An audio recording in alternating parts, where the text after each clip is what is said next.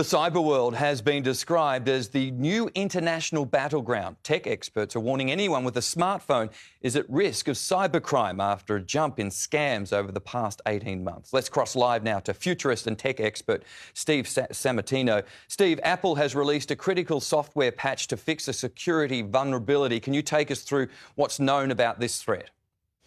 Yeah, so this exploit is it's a really serious one, and it affects all iPhones. It's some malware which can be used to get in through the messaging services. Now, the reason that this one was particularly risky is that messaging services are where we have our close contacts and we're more trusting. And it was what is known as a zero-click exploit. Now, the malware would send a PDF, and even without the person clicking it, it could put the malware into the phone. Now, with spam that we get on email, we're used to that, but the messaging apps are where the new vulnerabilities lie and where we tend to have our guard down. So it was a really important patch that has been put forward because that exploit really exposes everyone with an iPhone. Yeah, that's frightening. Steve, are we more at risk during lockdown? Absolutely. I mean, the thing that's happened with lockdown is that we've all been enforced to work from home. Now, what that means is that we can bring government data or corporate entry points into our house, and our houses are typically the places where we have the most security vulnerabilities with all of our digital devices.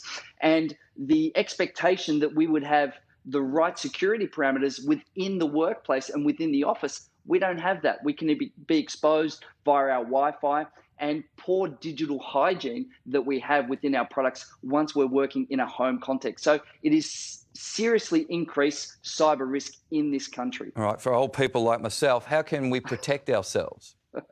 Well, digital hygiene is really a terminology that we need to be aware of. I mean, the first one is whenever there's a software update, we need to update that immediately, not later and click, I'll do it later, because that's what has the patches which can plug the holes that are the security flaws. We need to be better with simple things like our passwords. Would you believe the most common password right now is still 123456 on iPhones? So if you can't think of a complex password, have a password manager. And the other thing that we need to do is have two-factor authentication, which means when you log in from a different device or someone's trying to log in, they have to send you a text message, and it just gives you that extra layer of protection. Steve, I can't let you go without asking about the new iPhone. Is it worth the upgrade? Oh, look, I don't think it's worth the upgrade unless you actually need a new phone. It's a largely incremental upgrade. They've improved the camera. They have 4K now with 30 frames per second. I mean, I think they really want us all to have a TV studio in our pockets. It's got a 12 megapixel camera, improved battery storage, which I think we always want, and it's got improved storage as well for data given the photography. So look, it's a largely incremental improvement. And as you know, over time, they get better and better. But unless you really need a new iPhone, gee, for me, I think I'd wait for the next one. Okay, always great to get your advice. Steve, thank you very much for your time. Absolute pleasure.